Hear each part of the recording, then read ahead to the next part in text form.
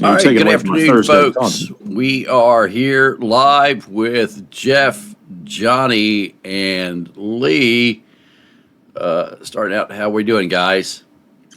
We're doing good, thank you. We're doing good. All right, glad to hear it. We've got a full day for you here today. We have been digging into Venezuela and found a variety of things down here that are just beyond belief at the amount of excavation that is going on. I think the Venezuelans should change their flag to have a picture of a gopher on it because this mountain is full of holes. So you said we've been digging. They're the ones digging. Well, we've been digging into the digging that they've been doing. That's a lot of digging. You It know, is. I thought the Russians did a lot of digging. My goodness, the Venezuelans have been digging. So we need gopher traps. Is We what do. what you're telling We us? do. We do. We need a bunch of them. But you know they could be moles. No, well, that's possible too, but I think the holes are much bigger than that. Especially when you guys see some of them that Johnny has fallen into here. No, I said moles. MOLES. Right. Mole. But yeah, the mole holes. But they're not molehills. These are big mountains. In other words, they're making a mountain into a molehill. Absolutely, they are. Out of a molehill, yeah. Yeah. Not making a molehill into a mountain. Right. They're making a mountain into a molehill, and this thing is full of holes. It makes Swiss cheese look solid. It's unbelievable the number of holes we are finding in this thing. It could be worshipped because it's so holy. So, Johnny, where do you want to start on this? Or actually, before we get started, is there anything you guys want to bring up from last week or anything? Did you guys got the email I sent you about the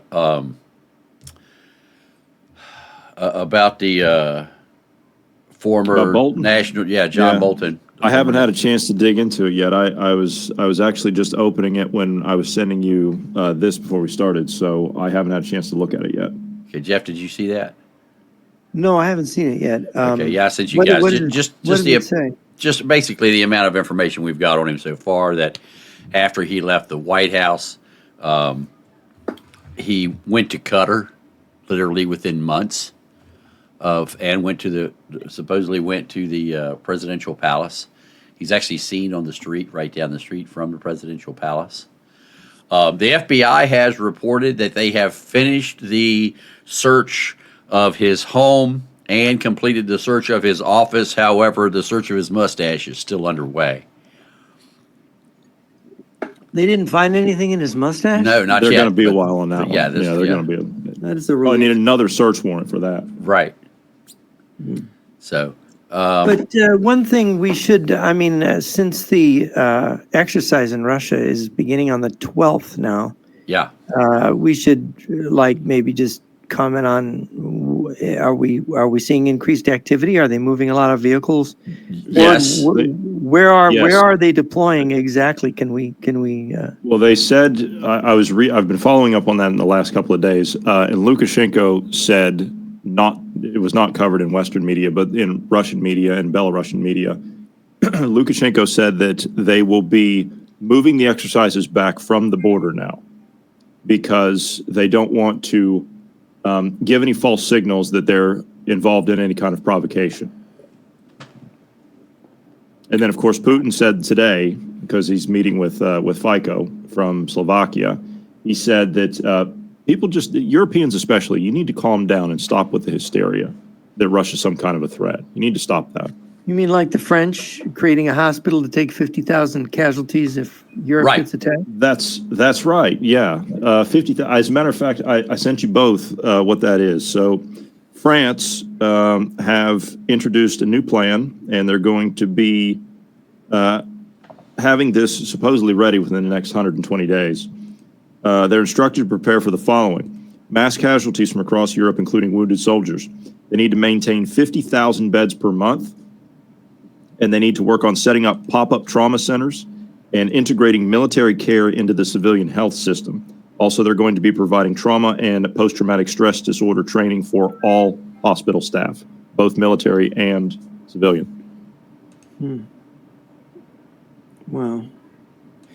Yeah, that's a good preparation and an indication.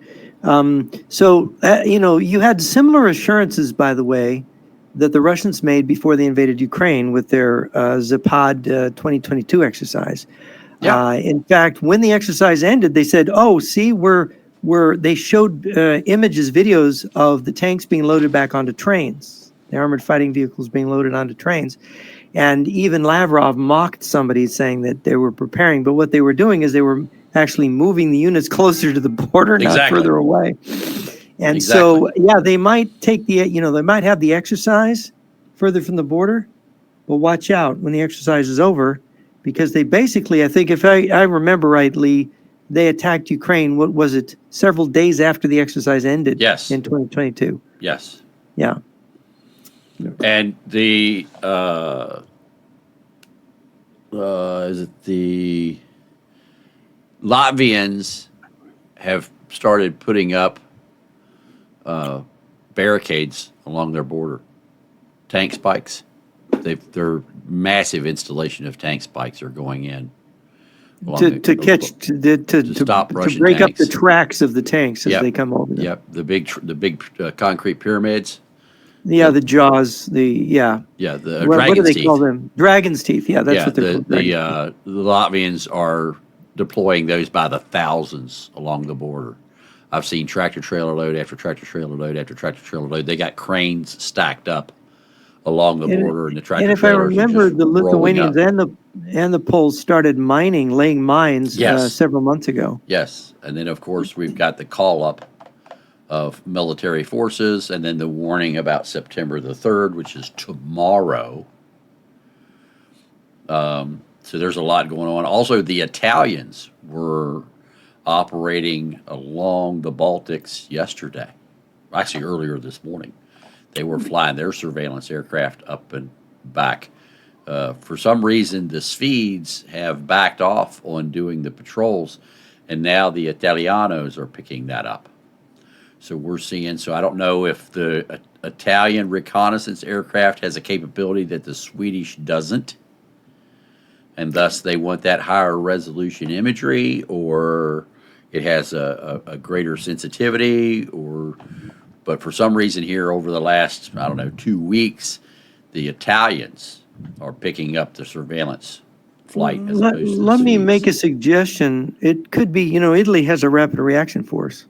Okay. And it may be that the Italians have discussed with NATO to forward deploy their rapid reaction force. Wouldn't doubt it. And that they're sending the reconnaissance so they can be comfortable about where they're going to deploy along that line. So they may be looking for a deployment area for that force. And we've got more people over there than people know. We have sent additional troops to the area. That's about all I'm going to say about that. This is just in, gentlemen. Russia and China have just inked a new gas pipeline deal together.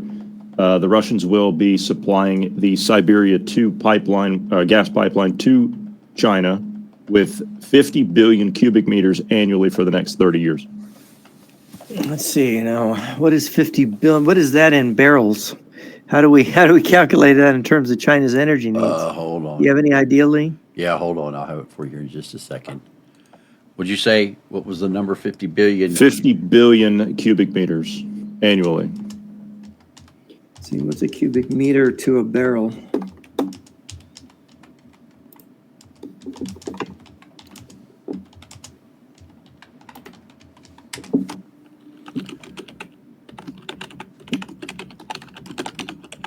Well, an oil barrel, remember, gentlemen, is 35 gallons, not 55.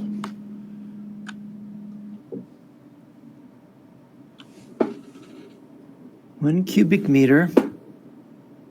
It's 314,500,000 barrels.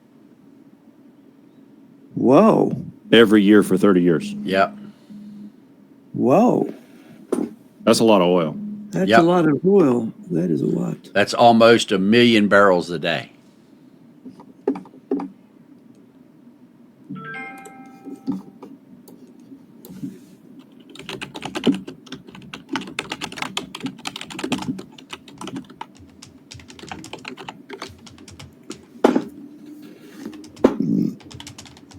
Of course, the U.S. consumes an average of 20 million barrels a day. That's 861,644 barrels per day. How many? 800,000? 861,644. Well, that's sufficient for military needs. Of course, China burns a lot of coal, Yeah, and This is one pipeline. This is only one pipeline. Only This is one. not. Right. This is only Right. one pipeline. This is the new pipeline. This is not including all the other pipelines that they already have. right.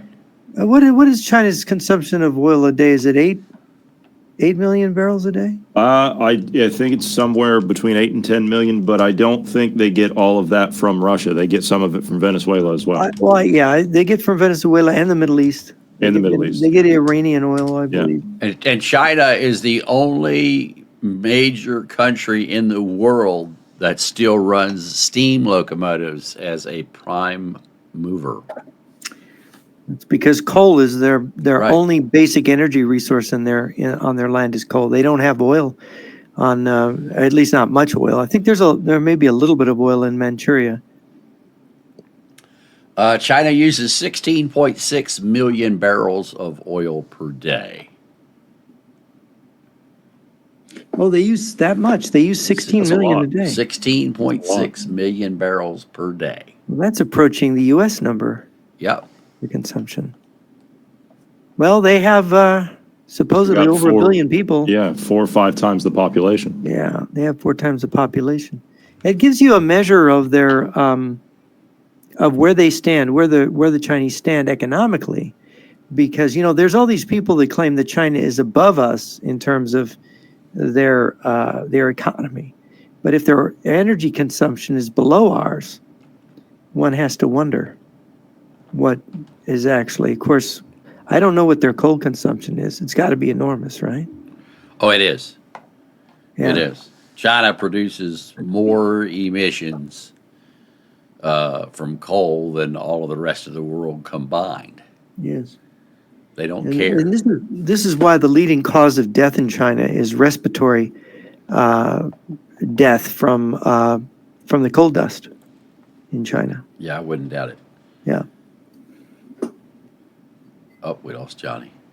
No? He'll be back. No, I'm here. I just need to. I need to answer a Okay. text. Give me just a few minutes, please. Sure. So there, boy, China's oil consumption's increased. So that's going to help them be more. But if their consumption is 16 million, then over a million or around a million a day is not going to amount to much unless they have more pipelines and more resources, right? Yeah, they're going to need more.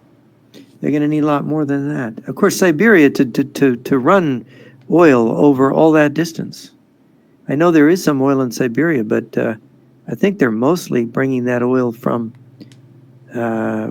where would it be? The Central Asia, the Arctic. This is where a lot of their oil is. Yeah, I think The Central Caspian is their big oil. I know there's the Caspian has been the center of oil development. Azerbaijan, of course, is supposedly independent, but they were the key to their oil industry for a long time.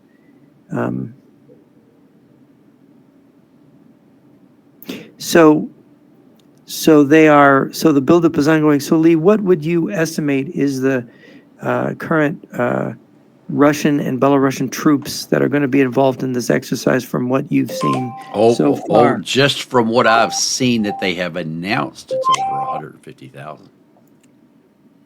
But yet they're trying to say that it's going to be 30,000. So, my question is, how can you say it's going to be 30,000 when you've been announcing for 6 months it's going to be 150 to 170,000? Well, I've heard even larger numbers than that. I'm talking about just what we have documented. I've What heard we, larger numbers. I've heard that, yeah. that there's 500,000 troops in the area. I mean, you were saying a month or two ago that Belarusia is mobilizing, and of course, there's discussions in Correct. Belarusia of martial law, justifying a martial law declaration, which is a kind of a sign in itself. So, and I'm not sure if I heard you right. You said that they were mobilizing over 200,000 troops. Yes, they are mobilizing over 200,000 troops. I'm only And- talking about what has been announced officially to be in the exercise, not what we know is in it. We know that there's over 1 million troops in the area between what's in Kaliningrad Yeah. and what's in Belarus. Because there'd be over 500,000 Belarusians in uniform. Yes, If he mobilized, because their military is over 300,000 now, they Right. mobilize over 200,000, you're talking about 550, 600,000 troops. Right. Then there's what the Russians bring in. right. Plus what's in Kaliningrad. Yes, and do you think that that's reached 100,000 yet, or It's is it well only over around 100,000. 50,000? It's well over 100,000? Yeah, well over 100. That is okay, then we're talking about maybe a full-strength field army almost. Yes, In that, if they, most of their field armies, they've invaded Ukraine with understrength field armies, if anybody's interested in military organization, which is peculiar, which suggests to me that at full mobilization, the amount of power that they could bring to bear in all those armies is much greater than what we see now in those armies. yeah, and well, when they invaded Ukraine, they thought Ukraine was going to roll over.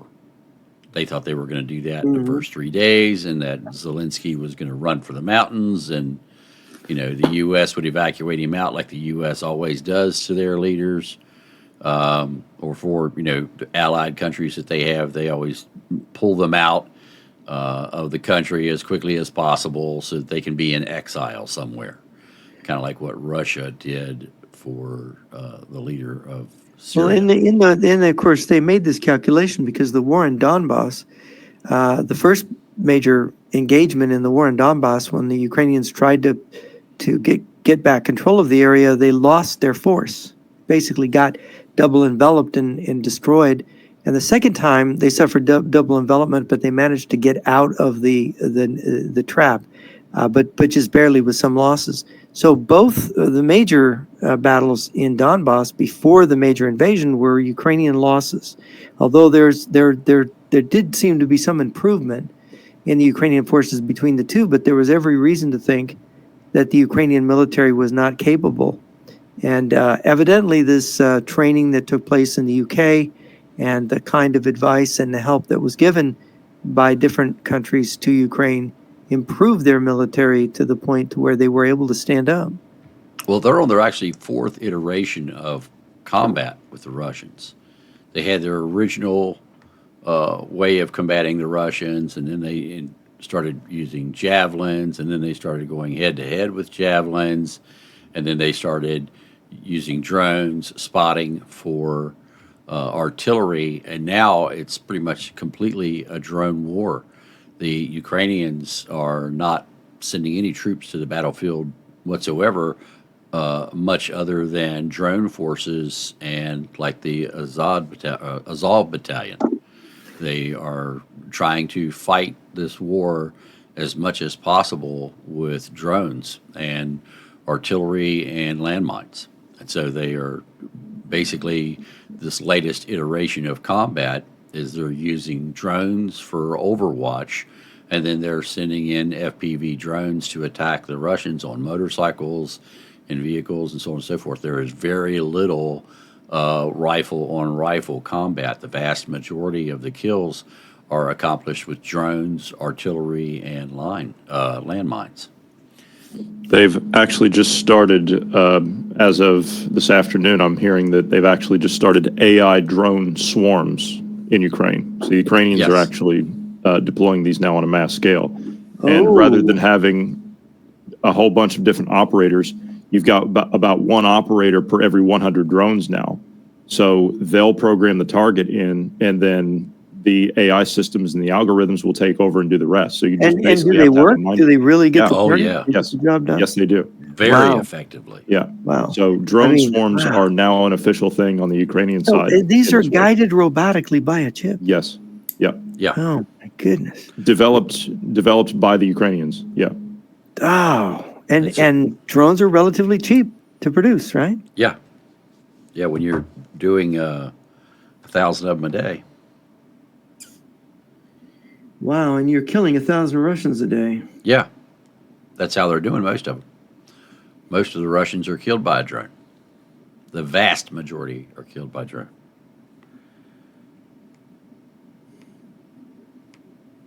So they had a Russian soldier, a drone dropped a hand grenade on a Russian soldier the other day, and he picked the hand grenade up and threw it away like he was big and bad.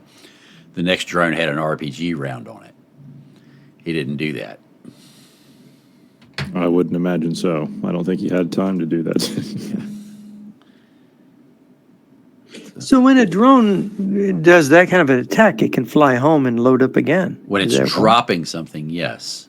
Yes. Interesting. So that they don't necessarily expend the drone Nope. with every kill. Nope. Depends upon which type of drone. So they have drones that are made for attacking armor, which most of those have shape charge RPG rounds on the bottom. They don't come back. I noticed they go for the tail. I've seen the videos. They seem to go for the tailpipe of the Yeah. tank. They go right Yeah. for the butt. Yeah. Yeah. The back end. Or the back right underneath the back Yeah. of the turret. Is that because that's where the armor's Or weakest? weak spot. Yeah. Yeah. Yeah. Interesting. Yep. Yeah, there's a lot of weak spots on Russian tanks, but that's a good spot to hit because you're going to get the turret or you're going to get the engine, one or the other. So if you're a little high, you're going to get the turret. If you're a little low, you're going to get the engine. Either way, the tank is out of commission. So it's getting better than you're trying to hit between literally a rock and a hard space, but in this case, it's between the turret and the engine. But either way, you're going to get a kill in one way or the other. Either it can still move and can't shoot, or it can't move or shoot. Okay, so now about Venezuela. Let's take a look. Yes, let's. I suppose we will start at the. Do you want to start at the main entrance of this place? As in, Actually, like, I all want the to way up talk where about the parade line is? island. Yeah. Okay. Yeah. Go ahead. So the Russians are moving in, and they are taking over this island right here. And Johnny, you want to tell the story? Yeah, there's a naval base here, and the Russians have decided that this particular island, because the Venezuelans have it's a law, I guess you could call it, that they have a law stating that no other country's military can be stationed in their country on a permanent basis. So, therefore, which we all know that's bogus, right? So therefore, this is not technically inside the country. This is one of the peripheries. It's just on the outside. So the Russians have been looking for a place to set up a refueling depot down there.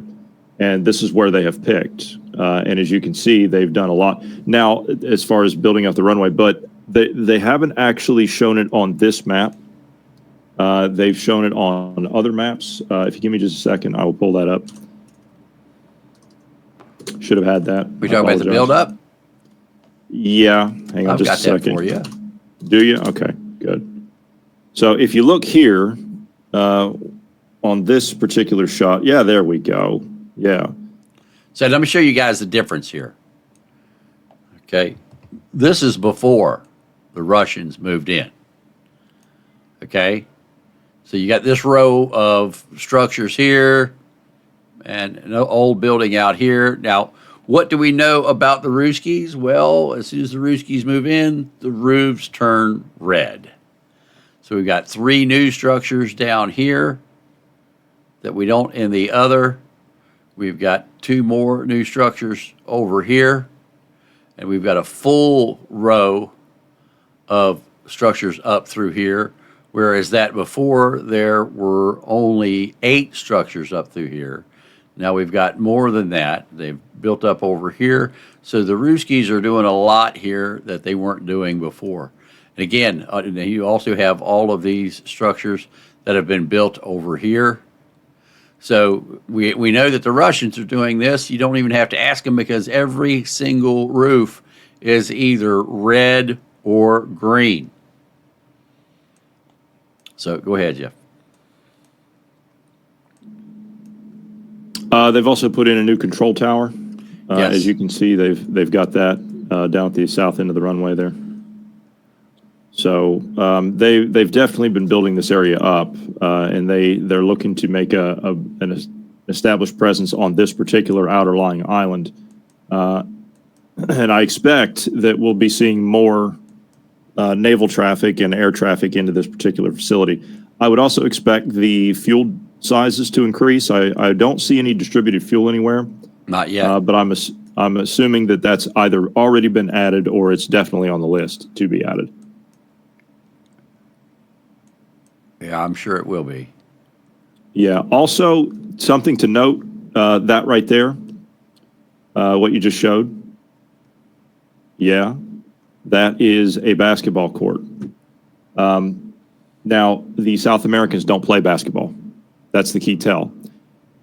The Russians do, but not as much as the Chinese. So that's interesting because I'm assuming that by seeing that, we're probably going to have a dual presence here. Wouldn't doubt it. Would not doubt it one bit. This is not the only outer lying area where the Russians have actually taken over. If you don't have anything else on this one, we can go over to the other spot where they've taken over that peninsula to the west, right over there. Yeah, right there. Probably have to switch maps. Okay, we can do that. So the Russians actually have an air defense unit on this base already.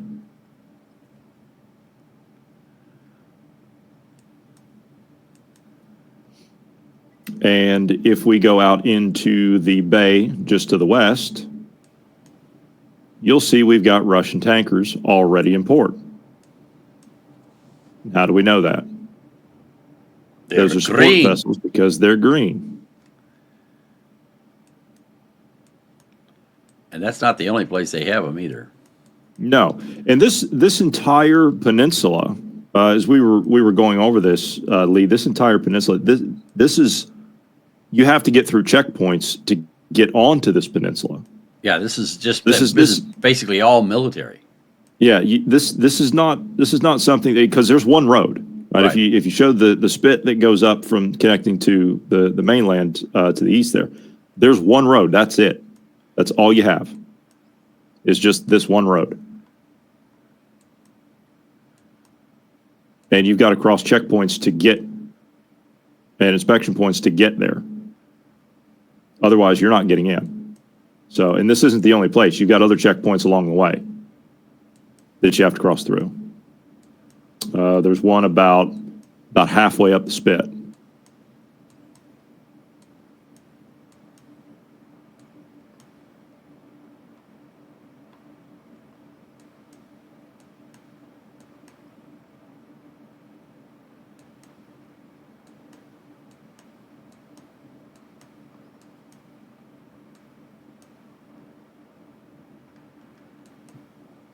Be its actual name of the town. I think it's going to be.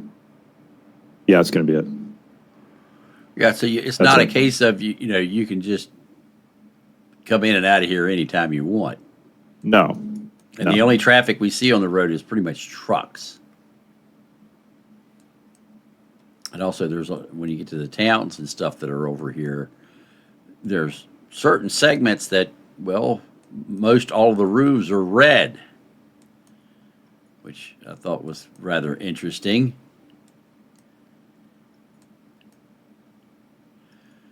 The roofers must have gotten a deal on red roofing for that neighborhood. But you see how that is all red around in this area here? Yeah. But you go other places and it doesn't look like that at all. Or is it orange? Well, it's faded in the sun. Is what I believe is going on here. But Anybody that lives down there would know better than to have a red roof because of the amount of heat that it absorbs. But the Russians, well, they don't really care. Well, it's cold in Russia, so they like heat being Right, absorbed into their right. roofs. Yeah. So yeah, it's getting more interesting by the day here. Johnny, did you have anything else you wanted to add to? On that particular peninsula, no. Okay, No. so let's go It's back. just that they've already established something. Let's go back. Let's do the mole hole. actual Russian military base in Valencia. So let's go there. Yeah. Right. So you've flown this in the simulator. Do you want to tell everybody what you found so far? Yeah, so what we found is this is the Russian base, but this whole street here is lined up with tanks. These aren't armored personnel carriers. These are full-blown tanks setting along the street here. T-72s? That's what it looks like, yeah. And then they also have this building here is full of tanks. And the way we know that is, look at the entranceways. This is solid concrete. That way the tanks don't tear it up when they go in and out of the building. And they don't allow parking on either side so the tanks can come around rather than trying to pivot here at the street. Now, So- if you go to 2021,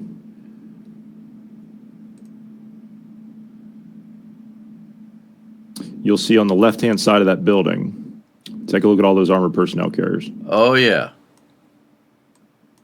So, yeah, there's more down here. That looks like artillery there. That's artillery, yeah. Yep. Would you say that these vehicles represent overflow from that main building? Yes. So how many armored fighting vehicles would be in that building? 50? I would have to measure it up, but I would say at least 50. Because when they park them inside, you got to climb across the tops of them to get by them.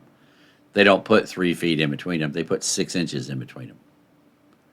Well, then they could easily have over 100 in Right. there. They stack them in there. They do the same thing with their trucks. And, you have to start at one corner to get the trucks out because you can't get in the trucks unless you move the truck next to it. They're literally mirror to mirror. They fold the mirrors in and back them in side by side. Like the base in the northwest corner of Kaliningrad, where they've got all the trucks backed in there, there's not a foot between the sides of those trucks. They're literally backed up against the wall, and the only way to get into one is to move the one next to it. So they'll leave enough room when you're looking into the building, they'll leave enough room along the right wall to get into the driver's seat. And that's it. And then they have to move that one to get into the next one. Well, if I judge by what I can count, if they're in that, they could fit about 15 tanks lengthwise. And then the other way, I think it would be about half, right? So that would be 15 by 30. Multiply 15 by 30. 450. And that's, if they did that in there, that's how many Right. vehicles are in there. That's a lot of tanks. So, yeah, this is overflow out here. And then we found tank ranges. We found all kinds of stuff out here. If you kill the kill the history so we can see the latest. If you go to, I'm assuming that's going to be ammo storage there. Right there. Right yeah. here, yes. Yeah, Yes. that's going to be ammo storage because it's off out of the way. Yeah. There's a rifle range out there. I've marked it. A blue pin to the north. Right there. So you can see where they take up points and they just shoot right into the hillside there. The long point just below that south. So if you start to follow that, you went too far. So the actual military base, the base part of it to the right. That is the longest on that last stretch of road right there on the left in the grid.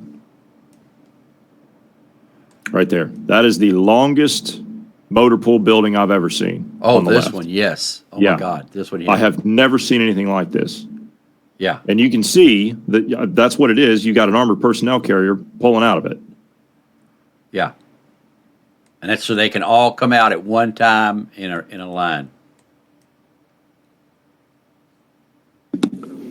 I mean, if they really have, you know, several hundred vehicles here, you're talking about more than a division worth, at least a mechanized division. And would these be Russian or Venezuelan troops? This is a Russian military base. This is a Russian base. And by the way, that building is 350 meters long. Good Lord. And an APC is, what, 2 meters across? Yeah, 2.5. Just about, yeah. 2.5, yeah. 2.5 meters across. So you're talking about more than 100 vehicles Easy. lined up yeah. in there? Easily. And given that, well, that would be, 120, I believe their companies are, or their battalions are 60 vehicle battalions for motorized and tank, I think, if I remember the old tables of organization. Is that your understanding, Lee? Yeah. Russian tank battalion to 60 tanks. In World War II, the Germans had 50 tanks to a battalion. Is that the U.S. standard? We have 50 to a battalion, or are we down to 40? I don't know. I have a guy I could call and ask Mhm. who does all of that stuff. But yeah, that's 350 meters long. And if, Yeah, if so you, if you gave there's each vehicle 3 meters, which is way more than what the vehicle needs, It's over 100. yeah. But 120 would be the number. 120 would be the number to make it. That'd be 2 battalions worth. Right, in one building. Yeah. It doesn't count all the rest of these buildings in here. So a mechanized brigade would consist of that many armored personnel carriers and then 60 tanks from the other building. Oh, there's another basketball court. But if you want to turn these into, look at that. That's The soccer fields. Yeah, tennis here. Tennis. And look how small that vehicle is. It gives you an idea of how big these motor pools are. Mm-hmm.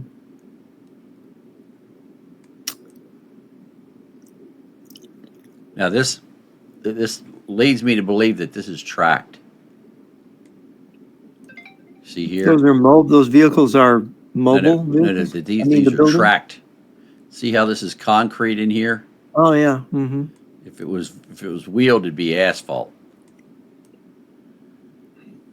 But it's concrete. Well, they also don't use much asphalt in this part of the world because it doesn't play well with the climate. Yeah. Okay. Is it the heat? Yeah. Yeah. Yeah. But, I mean, this is all it concrete. softens the tar, I imagine, for tropical sun. Yeah. Yeah. This is the tar just gets soft. All concrete. Yeah, that's what you need. They'll use it for patchwork here and there, but it's not reliable to make full roads out of it down there. That's expensive then, road building down there. Yeah. Well, their quality of their roads are not exactly the best in South America, where they have them. Yeah, I see a lot of dirt roads there. That's the unit patch. Oh, can we identify that? That looks like a lion with a castle next to it? Yeah. It's a lion on its hind legs? Yeah. Huh. Let's see if we can find what that is.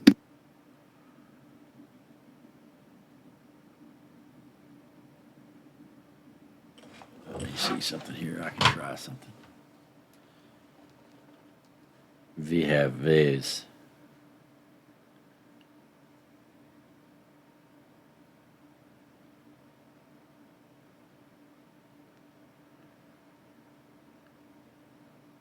And let's do this.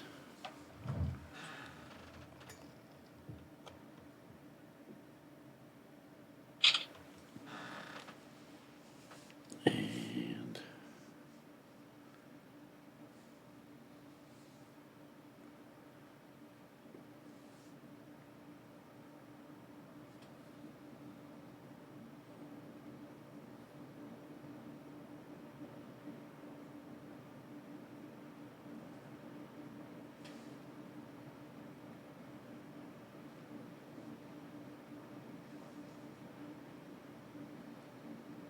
Okay, it's the coat of arms of Caracas, the capital of Venezuela. Oh, wow. That's what Yeah, it we're is. not It's the we're not old- far from the capital district. So. It's the old coat of arms of Caracas and used for centuries, included a lion and other Spanish heraldic symbols granted by the Spanish crown in 1591 and drew from Spanish heraldry, particularly that of Castile and Leon. The lion and castle featured prominently and represented the Leon part of the city's full name and Santiago de Leon de Caracas. That's funny. Maduro's running around talking about how he's a lion. Ah.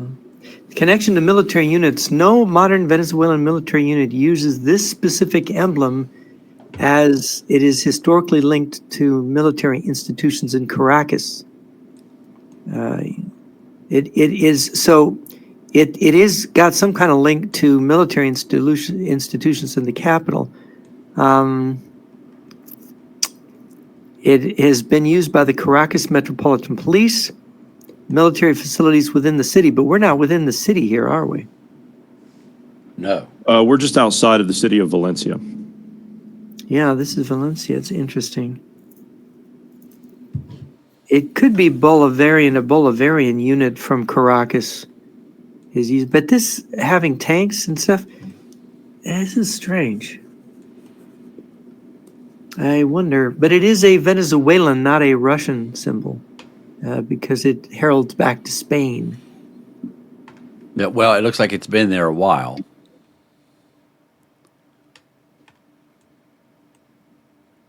So this is the other insignia. This is at the in front of the headquarters building. This is the commanding general's building right here. And here's his microwave. That would be a Venezuelan commander, huh? Yeah. Yeah, we're going to get into that here in just a minute. Here's another one. Do we want to head up to the north coast? We'll go anywhere you want. Reset, and we're going to go northwest. You can see a bunch of red pins. We're going to check out the airport here to the left. This is going to be their Naval Aviation Airport.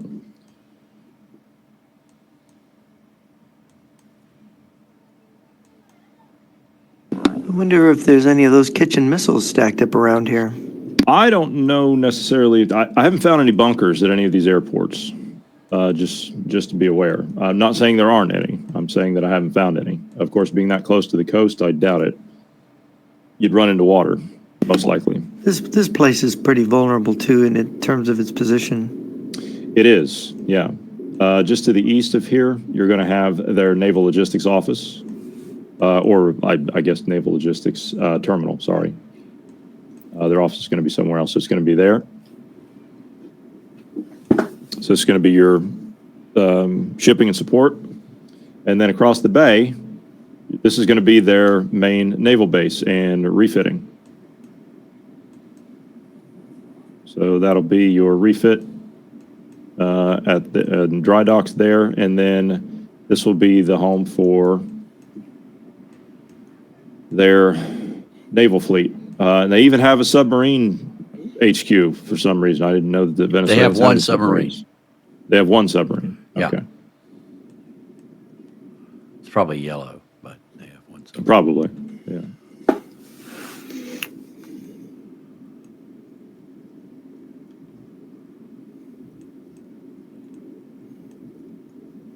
That's got a rather narrow entrance to it, that place.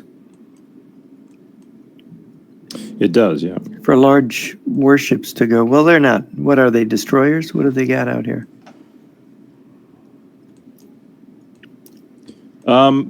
I think they've got a couple of destroyers, and yeah, that's they look like going to be one. destroyers or frigates. Couple of frigates, yeah, Yeah. and support ships on the other side. Not a formidable navy. No.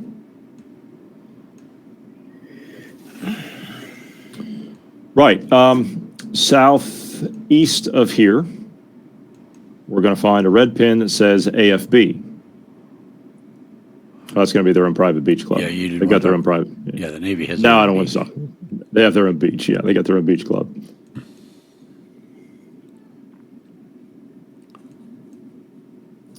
Across the bay there. No, the other bay. South. There's a body of water inland, and then go east. Now this one is another one of their main Air Force bases. And if we look here, oh my goodness, what do we have? We've got Su-34s. Wonder where they came from. Well, they didn't manufacture them domestically. And these are Antonovs.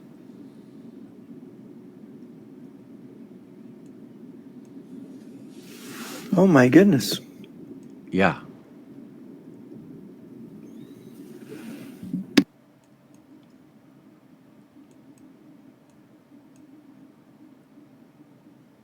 You're the helicopter expert. I don't know what those are. Mi-17s. Mi-17s. Yeah.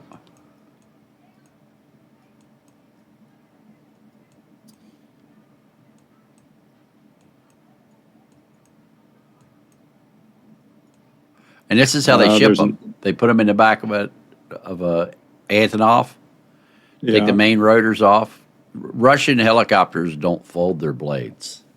Mi-17s and Mi-8s don't fold their blades, so they take them off and shove them in the back of a airplane, or they take them off and load them onto a ship, and then they wrap them up in plastic and ship them over, and then they pick them up from a loop on top of the Jesus nut.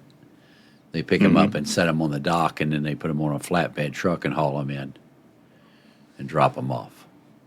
They've even been known to just attach to the back and drag them backwards.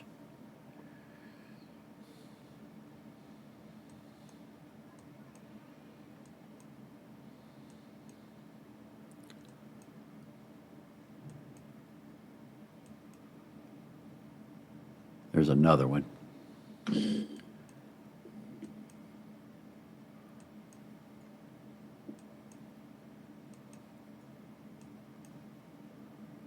And here's the boneyard.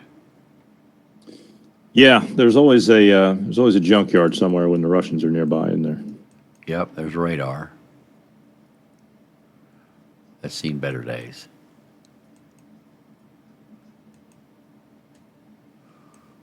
All right, and I have all these in the sim now, by the way. Yeah, okay. All right, where do you want to go from here?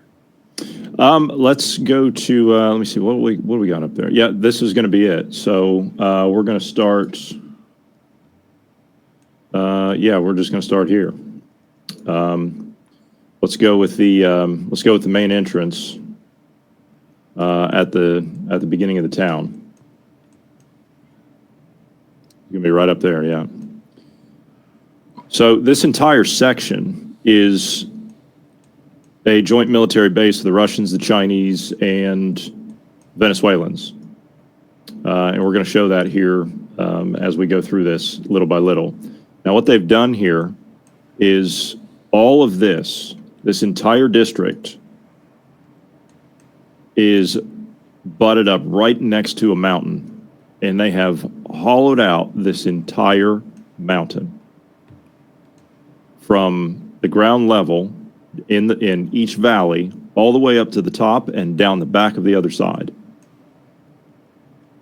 And it is absolutely massive. What were you calling it, Lee? Their Cheyenne Mountain. Yeah. Is essentially what this is. This is their main and they've facility. hollowed out more out of this mountain than we hollowed out of Cheyenne. Oh, you're going to show here, they've pulled out so much dirt where they're just dumping it right down over the sides. And it's down into the valleys, and it's actually up to the top of the trees. They've filled up the valleys with dirt. Yeah. So this is the biggest entrance. And they're covering this over inside of a building. So you'll actually be able to drive into the building and then into this underground entrance, driving straight into the side of the mountain. So you would like drive into a parking garage, and if you drive all the way through the parking garage, when you get to the back, there's an entrance to go drive straight into the mountain. I have found so many entrances to get into this place. It's staggering. Absolutely staggering. And then up here's the checkpoint, so you can't come onto the base without authorization.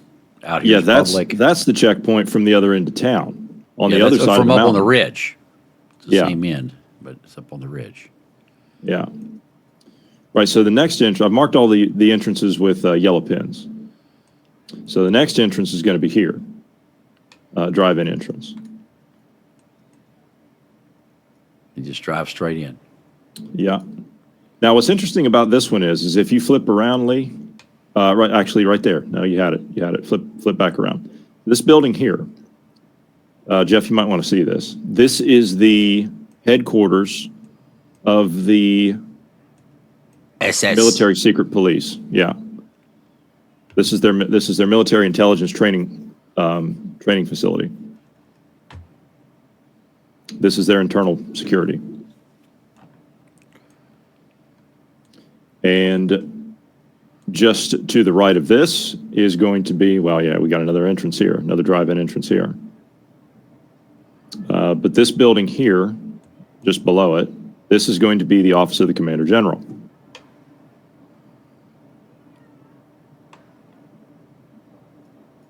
With the 2 helipads out front. Mm-hmm. And its own parking lot. Yep. Vents for underground facility. Now, how are we able to figure out where this was actually stationed, the Commander General's office? Well, Lee, if you go back to that building and you look on top of it, there's something that sticks up there. You want to explain what that is? That is a microwave receiver. And it's a transmitter receiver combination underneath of this. And we're like, that's not what led us there. What led us there was up on top of this ridge up here. There is a reflector on top of this building. And the reflector on top of this building reflects down to the commanding general's receiver that you see right there. So that's how we found the commanding general's building, was actually by finding the reflector on this building and seeing where the reflector reflected to. And we know it was reflecting down into the valley because you can see the angle of this is down. So we knew it was coming from a mountain and reflecting down into the valley. And so we went right up here on the top and looked right down and said, what building down there has a receiver on it? And sure as shit, there's your commanding general's building. And we found out it was the commanding general's building after we found the microwave on the roof. Something you want to say, Jeff? No, but so this is this the mountain they've tunneled into? Yes, sir. Yes. That's it.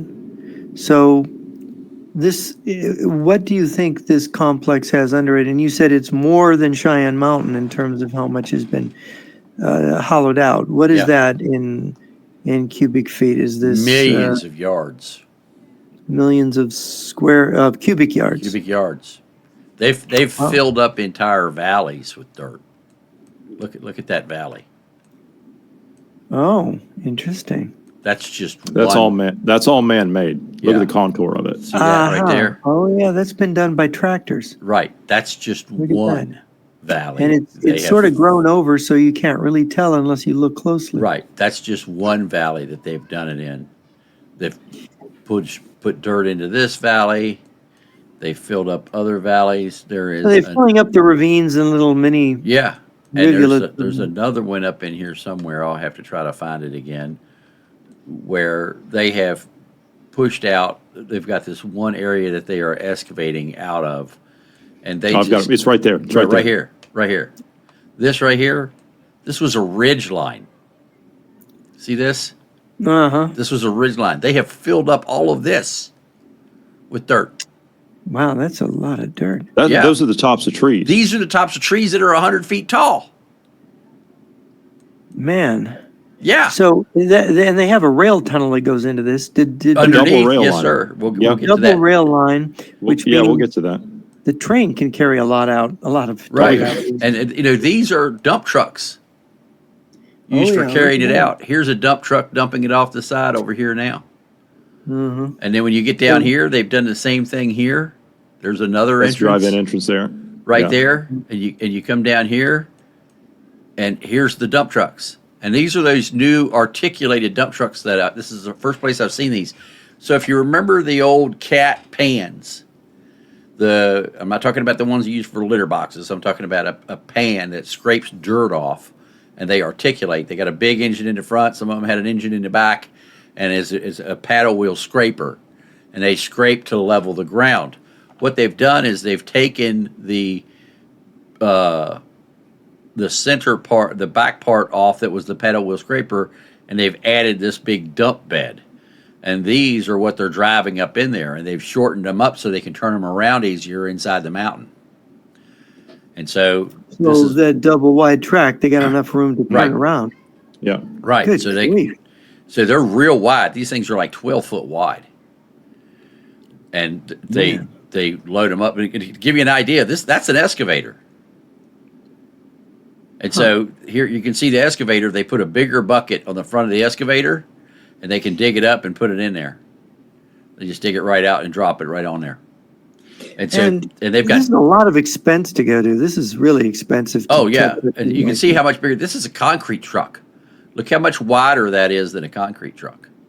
I mean, these things are huge. So they're laying concrete in there too. Oh my God, yeah, they have their own concrete plants. They have to. Yeah. Yeah. They got massive concrete plants. Do they have to, when they're making double wide in a mountain, do they have to be careful not to I mean, that's a wide roof. They got to support it somehow, right? They're doing it in archways. Everything is done with an archway. Reinforced archways Yes. every so many feet. No, it's the whole roof is an archway. It's like the inside of a tunnel. There's a That's a lot of construction. Yes, it is. You're going to see when we get down to it, on the other ridge, you're going to see where they're driving fleets of whole tractor trailers into the mountain. into the mountain. That's why I say this makes Cheyenne Mountain look like a freaking anthill.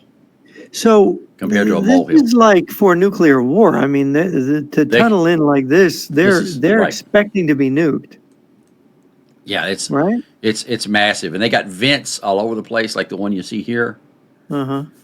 It's absolutely massive. This is going to take Steve a week to model, and because there's lots of places where they have equipment. And we haven't found it all yet. Setting here, yeah, we haven't even found it all yet. So the whole Venezuelan people are strangled, living in poverty, not able to find enough food, while this lucrative, massive, expensive hollowing out of a mountain is going on for the purposes of a future nuclear war. Because what good is this mountain and otherwise? Right. Why do you want to dig in so deep except you're protecting something, and you can hide missiles in there, right? You can hide nuclear. Well, we're going to show that. They have more than hidden missiles. You're right. So let's go back to the Commander General. And I believe this is the Russian helipad. Zoom out so I can see where that is, please. Yeah.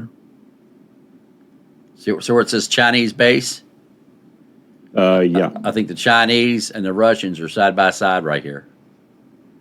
Because look at the This would size be of that what helipad. Russian and Chinese intelligence staff? Notice that it's an H and it's not a triangle. Mm-hmm. Okay, and look how big that is. And then there's also a basketball court right here. That's Russians. So Chinese. It's Chinese? Chinese love basketball. Well, the Russians play it too. Russians too, but the Chinese play it more. yeah. Well, anyway, So I know, but this is Chinese. painted up like like at the Russian military base. Yeah, the Russians use the soccer fields like that, yeah. They've got a really nice soccer field there to the right. Yeah. Right there. Right there. Right here. Yeah. Yeah, see, that's a soccer field.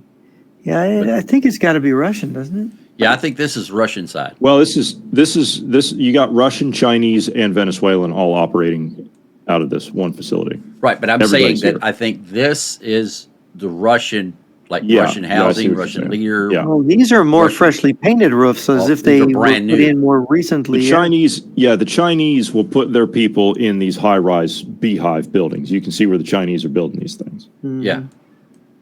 So And they're How all old over. is And you this got picture? When is this picture? When are these aerials from? this is 12 months. 2014. 2014. I mean, you this is 2024, I'm from- sorry. 2024, 12 months. So this is a year ago. Yes. Yeah. This would look like a year ago. So, my gosh, they could have all this finished by now. All these buildings Correct. could be up. and they could have their people in all in position. Yeah, could do. It's a lot of a military infrastructure for a nowhere country. Of course, Right. it's a, Well, the interesting part was if you go down here and you start counting all of the cranes, Yeah, they're building there massive are apartment 14 complexes. of these high-rise cranes operating at once. Right here. You're in a hurry if you got 14 cranes working at once. mm-hmm.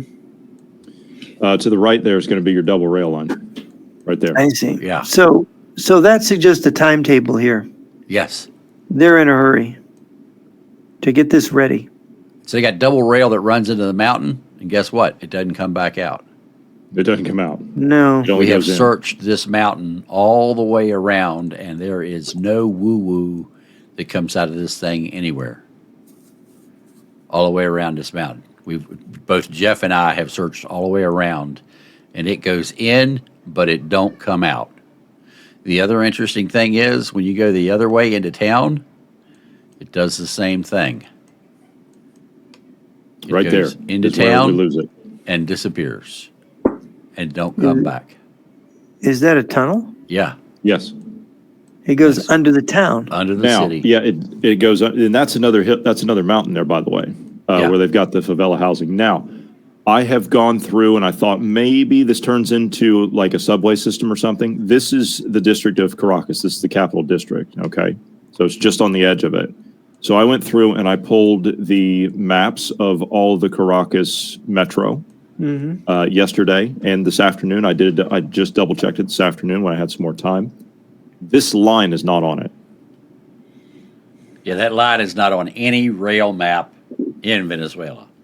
Well, it must connect to something, because how do they get the train there? Right. It does connect to something, but we don't know where it connects to. It's not on, what I'm saying is it's not on any, this is not a public rail line, is what I'm saying. Yeah. Passengers don't ride it. There's got to be a subway line within some distance that they dug into this. Correct. There is a metro line, 2 or 3 towns and mountain ways over, but why would you bypass all of that? So we don't know. My guess is that there's another command and control underground facility somewhere else in the region that we haven't found yet. So they've been digging for for a long more than a time. decade here Yes, to do all Yes, this.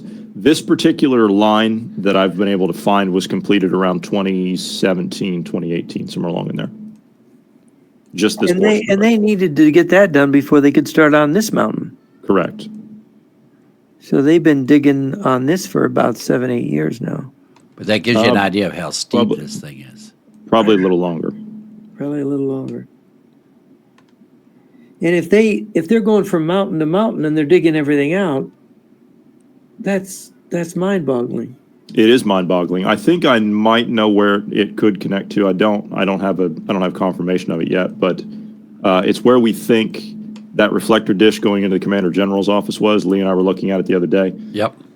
Lee, I put an orange pin on it. If you zoom out, it's going to be over towards the coast. It's going to be the highest point there it is.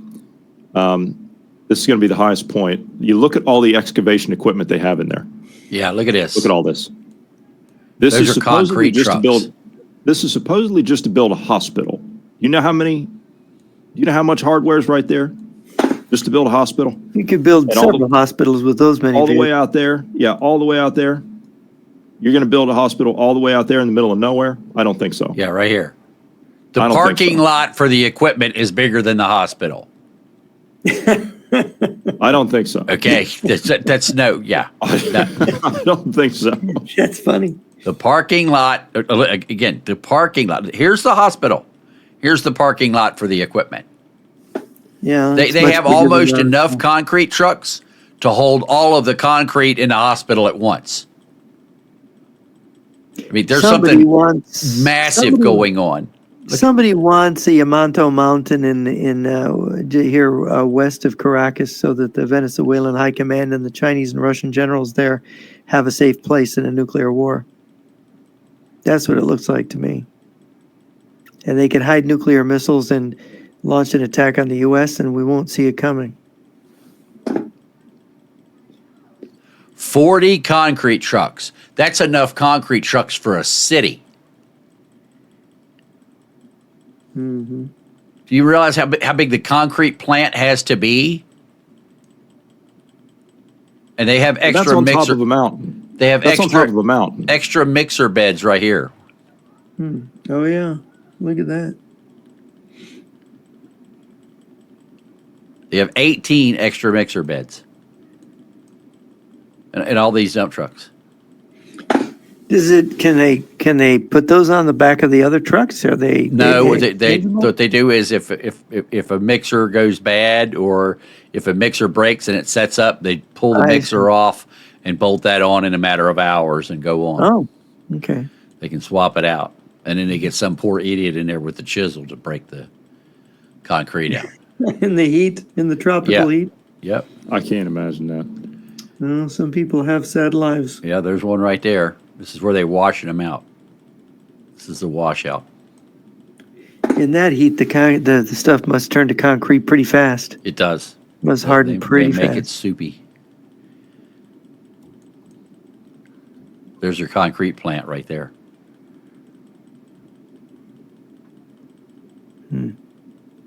There's more trucks here. But again, it's just a hospital. Yeah. Yeah. It's just a hospital. They're just looking out Yep. for people. On top That's of a all. mountain. Now, it just so happens to have a view of the coast. Yes, it does.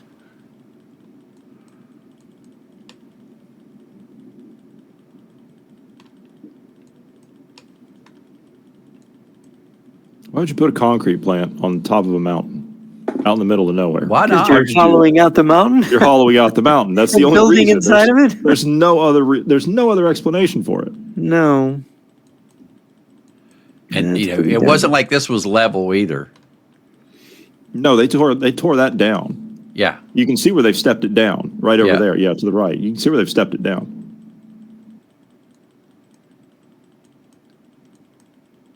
So yeah, they something going on. Where are the earth movers and the That's the question. bulldozers? Yeah, There ain't none outside. that's weird. Yeah. They must. They're all inside. Oh. Hmm. Right, let's go back to the Commander General's office.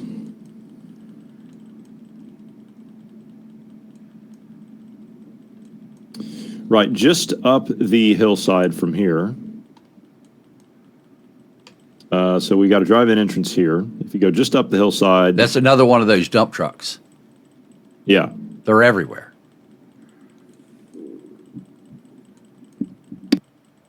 To the right here, we're going to have microwaves, Air vents. satellite uplinks. Yeah, air vents here. And then if you go out to the point on the right, Lee, do you want to explain what this is? Do you remember the underground missile sites that Iran has? Where they have the holes in the ground for the missiles to be launched from beneath? Ta-da! That's what these That's it. holes are. And I've got images in Iran of this exact same thing for underground missile sites. And so the missiles fire here and the vents are up here. And the missiles fire there and the vents are here.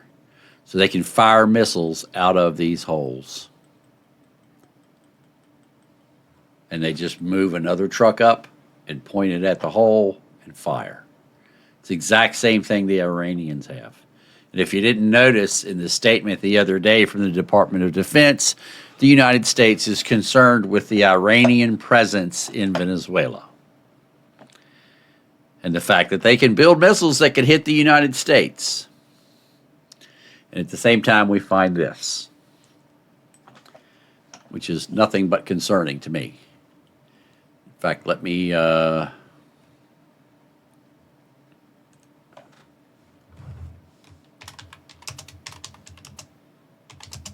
Jeff, you look like you just had the wind knocked out of you. It's exhausting to watch these people build military infrastructure for World War III. It's just they're like little Energizer bunnies for nuclear war. I guess that's one way to put it. Or little Energizer gophers. Yeah, bunnies don't dig gophers. Yeah, I mean, this digging is crazy. This is really fanatical. This is really only some kind of lunatic would do this. These are crazy persons. Yeah, these are crazy persons. You're gonna do what with all these resources instead of building nice homes for the Venezuelan people, for your Bolivarian militia, who probably a lot of them are living in ramshackles in cardboard boxes? You're gonna actually tunnel out a whole mountain, a bunch of mountains. Goodness knows there's another mountain that's tunneled out. Oh, I guarantee you. I just haven't found it yet. Yeah. This is the argument I make about the Russians. You know, I've said this for a long time. I said the Russians would rather spend hundreds of millions of dollars or hundreds of billions of dollars, rather, to invest in a new satellite guidance system for an intercontinental ballistic missile to blow something up or to use against another country than to invest in textiles for warm clothes for their people. I've made that argument for a long time. Did you hear that the Ukrainians just blew up the Russian satellite uplink for GLONASS? I did not see that. No, Yes, that's sir. their Last night. That's the SS-27 guidance system. Yes, last night the Ukrainians blew up the satellite. There's 2 satellite uplinks for GLONASS, and the Ukrainians. Maybe blew we'll up be both. alive because of Ukraine. Yeah, Maybe. Maybe we will survive because That's of the Ukraine. guidance system that the Russians use on their SS-27 systems. GLONASS, yeah. yeah. So, I bet you Putin's having a bad day today then. oh yeah. Well, FICO asked him how he was, and Putin said, "I'm alive," which is a good thing. Oh, really? That's not an He did? That's not an answer of an optimist, is it? Well, he was laughing and smiling when he said it. I'm alive. Well, I guess he likes to live dangerously, maybe. I'm alive. Huh. Well, that's a guy who thinks that's a guy who's fighting a war and trying to kill the other guy's leaders. They're trying to kill him. I guess right now it's a matter of who kills who first, I guess. Which is, part of a war is to kill the leaders now, which is awful. An awful idea of making war, killing the leaders. Yeah, I've got, and I'm trying to go through here and find it. I actually have, I have it in the sim. I could do it a whole lot faster in the sim. I have the satellite imagery of the Iranian underground base with missile tubes just like this in Iran. We've seen it. We covered that once. Yeah, We were we looking along did cover that. Interesting. Well, so that looks just like, well, what kind of missile tubes are these? Are these? They're intermediate. They're, These would be IRBMs, yeah. Yeah. oh, for crying out loud. Those are IRB. That's an IRBM Yes. site. Yeah, it's an Yes. IRBM site. built So that's into the anything mountain. up to 5,000 kilometers, yeah. Yeah. Well, how come it hasn't been in the news that Venezuela has IRBMs? The closest thing we've had in the news is that the United States doesn't want Venezuela to have Iranian missiles in Venezuela. That just came out today. Well, if this is in the style of Iran, and you're saying that this is built the same way the Iranian site is built, is this an Iranian site? And I know Yes. it was 19 years ago, as I remember, and you can correct me, that the German media broke the story that Chavez was negotiating with Iran to have them position intermediate range missiles in Venezuela 19 years ago. Am I remembering that rightly? I Do you think remember so. that? Yeah. But this is exact same way that the Iranians build theirs. So all you need is a Chinese or Russian warhead to go with each missile. Exactly. And how many missiles are there? I mean, I can't. You can count. Well, I don't know how many missiles are there, but there's 1, 2, 3, 4, 5 missiles on the upper row, and 1, 2, 3, 4, 5, 6, 7, 8 on the lower row.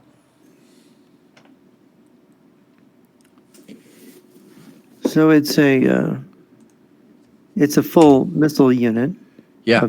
of about 10, and built in. And is that on the same mountain where the hollowing out is? That's the same mountain. Yes. Yes, it's on the top of it. So- There's the vents.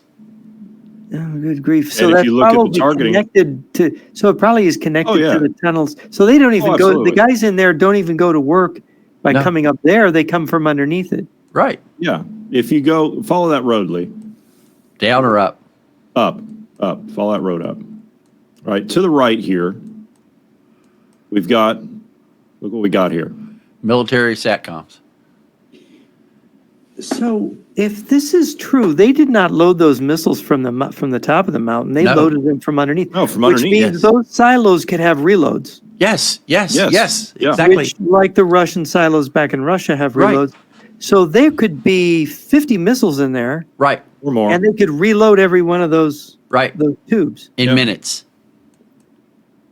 So we're not talking about 10. We could be talking about Hundreds. a missile regiment, a missile division. Yes.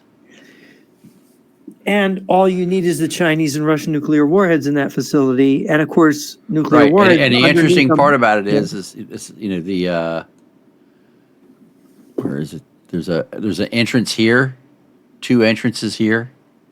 You can see all the dirt that they hauled out from there. There's entrances all over this thing. This is the, So, okay, so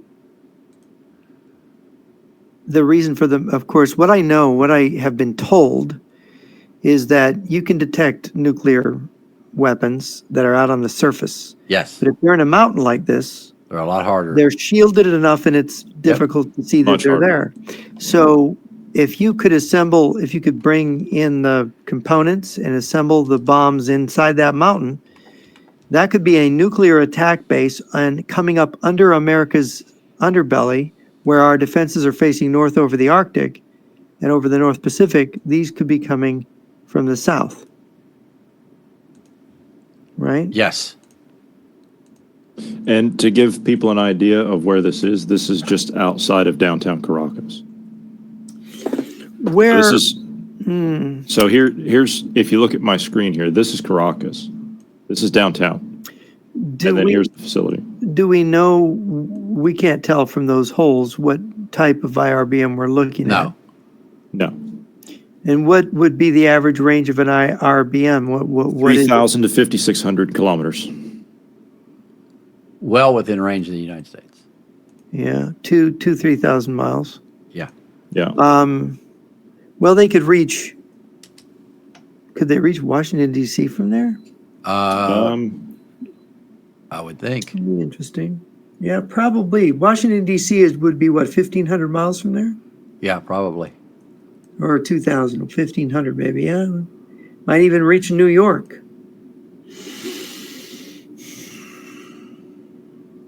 Which makes Venezuela, as well as North Korea, a nuclear power, Yep.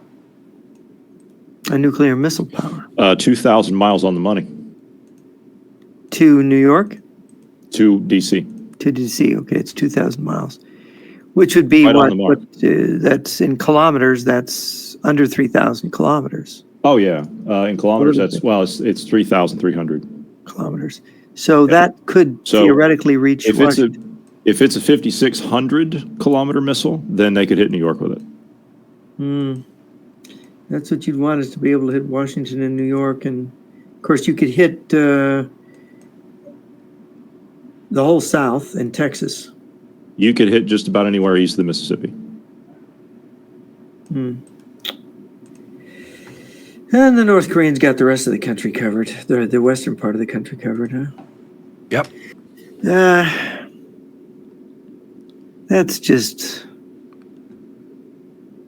so. How is it that this is not mentioned by any president of the United States, that we do not need missile defense against Venezuela? How come this has not become an issue? Why are they keeping this secret? They keep a lot of secrets. That is not. The American people need to know about this. Yeah, I would agree on that. I agree with you. 100%. And they should, any president who keeps this from the American people, is he a traitor? What president would keep this from the American people and then do nothing about it? What if they Are don't we tell doing the anything president? about this? Or if they don't tell him. I was just getting ready to say, if he doesn't know. This is our hemisphere. Yeah. What about the Monroe Doctrine? What about the Cuban Missile Crisis? So now we're going to allow them to put nuclear missiles, allow Iran or whoever's missiles these are. Well, given the presence of the Russians and Chinese here, I think we know they're block weapons. They're socialist. The Soviet military literature calls it the socialist camp.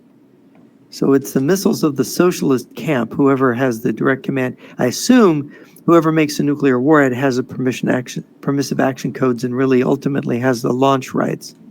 I would assume that given the facility, Lee, can we go to the top of this mountain, please? Sure. There is a pin up there that says it's sat uplink. You have to back out a little bit. Red pin that says those are the SATCOMs for. It's going to be to the right. Follow the road to the right. Keep going. Right there. I'm assuming this is where it's going to come into. Yep. There's those Russian roofs again. Yep. Yes. I'm assuming this is going to be the Russian facility here. So the Russians are the general staff of the socialists. Yeah. And I would assume that as you said, I would assume that launch control in the end of things, I would assume that it's going to have to come from Moscow. In the Cuban Missile Crisis, the field army that was sent by Khrushchev to Cuba, 50,000 men, a small army, the general had tactical nukes with permission to use them without having to get any permissions from Moscow. It could be these guys have their own permission schedule in case of a breach of communications, so they aren't left helpless. But this would be a primary target of the U.S. President Kennedy put a blockade on Cuba. I mean, wouldn't this be the thing to do to Venezuela under these The way that we have our assets positioned right now, it's entirely possible that we could attempt to put a blockade on Venezuela. All that oil, that's an oil-rich country, for a oil-thirsty world. They have entrenched themselves on an important oil-producing country, one of the most important oil-producing countries in the world, and now they have dug in, and they have put nuclear weapons there so nobody can ever take it away from them. There is no way they were going to allow that regime to fall any more than they were going to allow Castro to fall. Yeah, and I don't think Maduro has fled, and I don't think he has any plans to flee. Given what we're finding he would leave. Yeah, I mean, there's it's no way. inconceivable.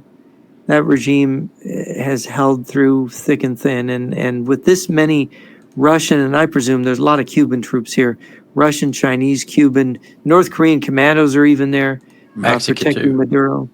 A Mexican, okay. And Yeah, that's another the thing. Mexican Air Force is there.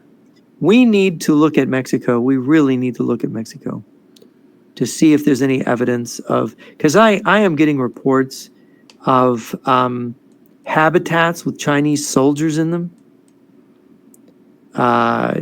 just sort of waiting.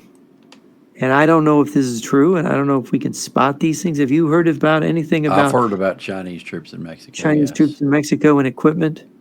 Yeah. I mean, Maduro, that communist bastard. Yeah. He's not going anywhere.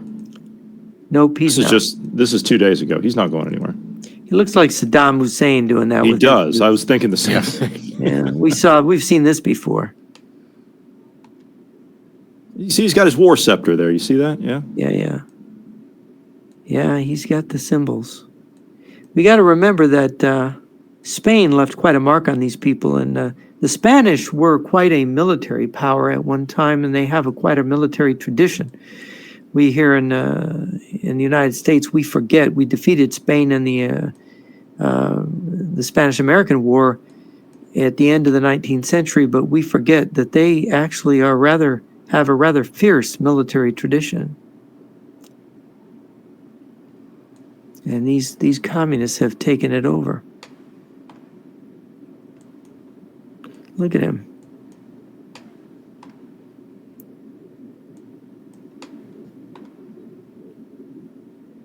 Anybody not showing the necessary enthusiasm is going to be in trouble here.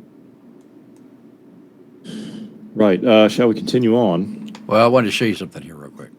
Okay. All right. Okay, so these are a little blurry. when you look at these are the Iranian. Okay.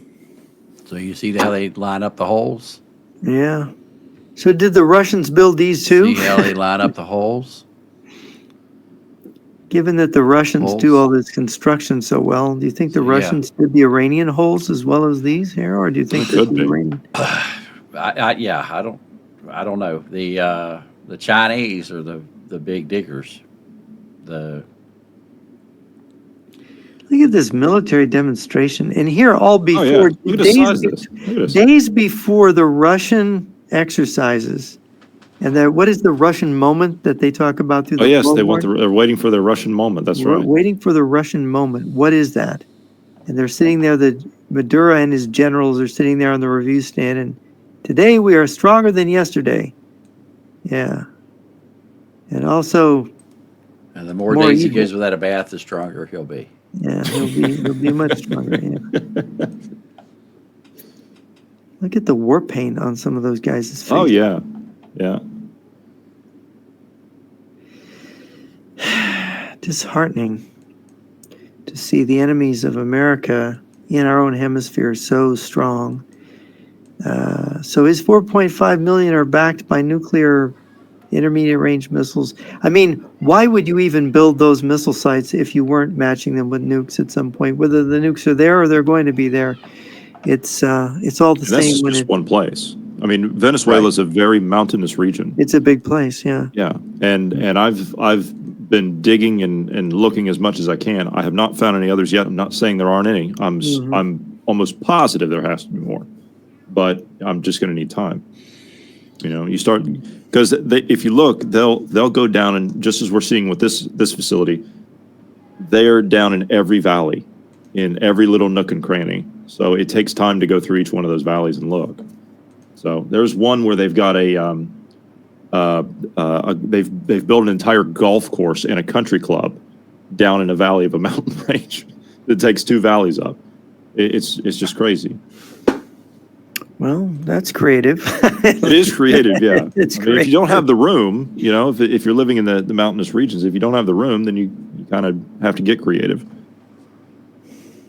Trump said a little while ago that I have learned something very interesting. You will learn about it in the next few days.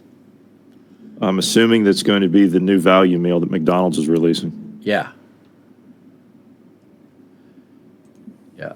He's referring Yeah, and to that's why the Venezuelan troops will come to America for the value meal.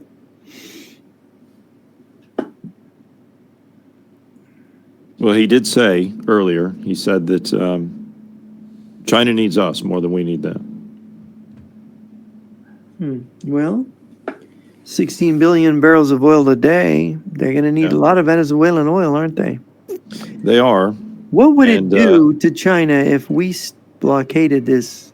I mean, but then they've got nukes, so they've they'll always got get nukes. They also have Russian oil, but it's not enough to satisfy. That would put them. No. It would satisfy their military use. I think the Russians could, but it wouldn't help them in terms of commerce at all. I just think the U.S. government is completely irresponsible not to tell the people what's going on with this, and to put commercial interests that want to hide all this because they want to make money in the stock market to go up, put that ahead of the survival of the American people. And the interesting part is that they are putting blockades against Venezuelan oil and saying, look, you can't use Venezuelan oil. But yet Exxon and Chevron, I think it is the two companies that are pulling oil out of Venezuela every single day. And Not only that, nothing is that. they've got new deals that they've just signed with Rosneft in Russia. You know, if I was an Exxon oil did, yeah. executive, I would resign. I would have to resign. I couldn't do those deals or take my company out of it. How can these people in their conscience, they have children and grandchildren, I assume? You know, do they understand what's coming? Do they have any idea what's coming from all this? You're going to feed our enemies. You're going to help them make money. You're going to sell their oil. You're going to work with them, partner with them. it's like, oh yeah, let's find Jeffrey Dahmer and have him cook dinner with us. Yeah, That's Jeffrey what says, it's I want to like. have you for dinner. Yeah, that's what they're going to do. They're going to be dining on these oil executives, dining on the rest of us. These people are so stupid. Anatol Golitsyn wrote New Lies for Old. He also wrote another book called Perestroika Deception. If people can get their hands on that, I remember, and Jeff, you can go on about it, I'm sure, because you're more versed and more familiar with it than I am. But I remember one word I kept seeing him write over and over and over again when he was writing these memorandums. He said bloodbath. That was the word that he used. He said, you Western managerial class, you're signing your own death warrants. This will be a bloodbath for you and your families in the end. In the Perestroika Deception, there's a memoir he wrote to the CIA in the 1970s, which he talked about nuclear Pearl Harbor.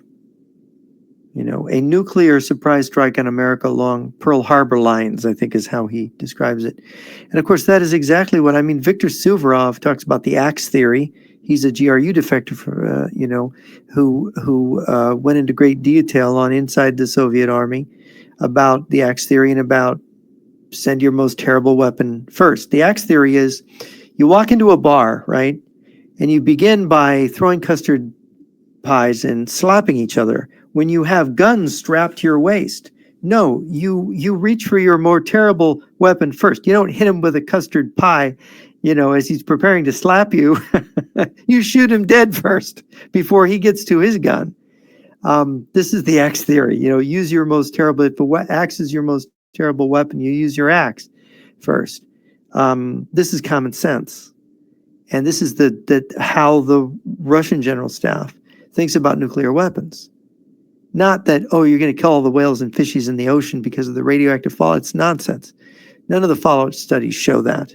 Yes, there will be some desertification of downwind areas of ground-bursted targets, and there's going to be some more leukemias and cancers. But as the Australians found out when they did their fallout study, the cancer rate in Australia will actually go down after a nuclear war because the import of tobacco from the United States will be cut off.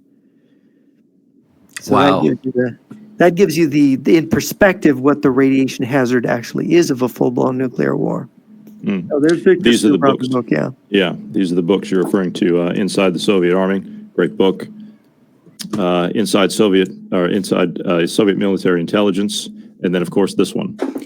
That one's important for its chapter Spetsnaz's First World War, which describes the what they call the overture, the period, the preparatory period, which we appear to be in right now for World War III. Yeah.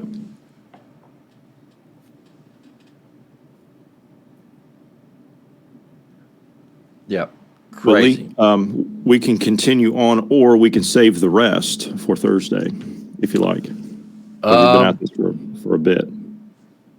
All right, let's take some questions from the chat. Yeah, let's do Q&A. Let's do Q&A. So, folks, if you have questions, you want to put them into the chat. We'll take a look. Because I have more work to do on this facility. So somebody has also mentioned the Chinese bunker that's being built in China that is multiple times larger than the Pentagon. And the fact is that the one out in the Gobi Desert? Yes. Yeah, we're working on that. Yeah, that one. Somebody had mentioned that. That's not their test range out in West China. In Xinjiang. Yeah, they're actually building. Yes, just to the north of that. And I'm working on that aspect. But just to the north of that, they're actually building their own nuclear reactor facility for it, just for their underground. Because they are that's where they're testing their nuclear capable supersonic drones that are operated by AI. Yes, they have a whole and when we get into China, they have a whole system out in the Xinjiang province, out in the desert. They have these giant rail systems where they move mock-ups of American warships and combat cruisers and everything on this giant rail system. So they have an actual moving range that they can test all of these on. So they'll build mock-ups of whole American ships. and To move them make up sure these rails. their carrier killing and ship killing Yes. missiles work. Yeah. Yeah, Yeah, because tomorrow's parade should be interesting. Yeah. they're actually testing the AI. The way that these carrier killers work is they actually visualize an American carrier in the water, and they will hone in and hit that moving carrier in the water with their own optic system. And so they are firing warheads that are inert but have the navigational system on them. And the Smart carrier, warheads. excuse me? Smart warheads. Yes. They're actually firing these warheads. They don't have explosives, but they have the guidance and they have the weight to represent exactly what the warhead would weigh and balance to. And they fly them and they come in through their inertial weapons. Okay, they're not weapons that explode. They are designed to come through the aft deck of a carrier and go straight through the nuclear reactor. And they do that with inertia. And the guidance system guides them directly to that area in the rear of the carrier. So they're not trying to blow the carrier up. They're trying to rupture, put a hole all the way through the carrier and rupture the nuclear reactors. That's the plan of that weapon system. There's no explosives on it whatsoever.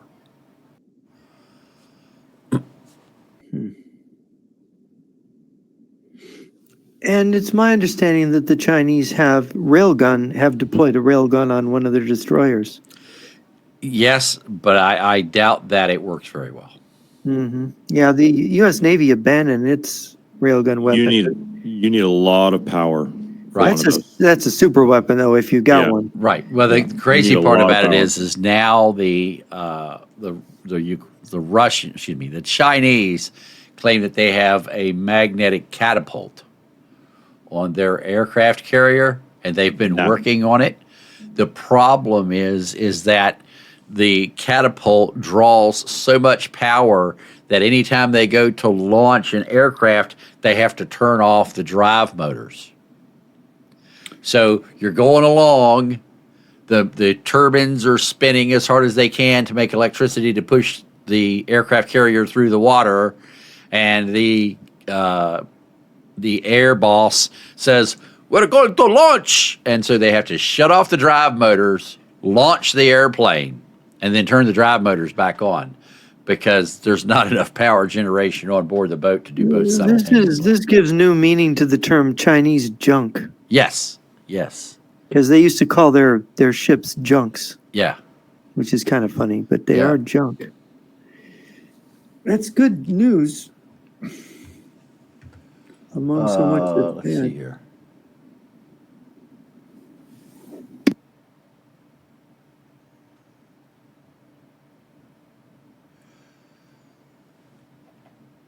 Colombia, with the fact that they have put 25,000 troops on its border under the premise of helping Venezuela with drug cartels. Have you guys heard anything on that? Colombia helping Venezuela with drug cartels? Yeah, I haven't heard. I don't know. I mean, these countries supposedly don't like each other, but I've wondered about the government in Colombia for a while, whether they're really coordinating with Venezuela, but I hadn't heard that. The question is, what has the U.S. done to prepare for this? At this point in time, one word would be nada.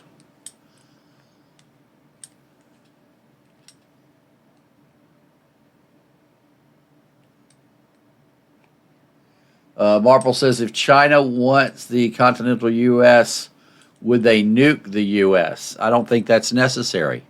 I think that China has enough embedded technology in our grid that they could black us out without having to nuke us. I think it's their doctrine to use nuclear weapons to take out strategic military sites, command and control. I don't know if it's still current, but to attack every state capital was on their target list, to paralyze the society so that it can't react, and to attack for example, the the oil refineries in Texas, for example. Crippling things. Knocking out the power, the thing about EMP is that it hasn't been tested in actual combat. And the other thing is that the EMP type strike to turn off all the power in the U.S. could result in the meltdown of dozens of nuclear plants.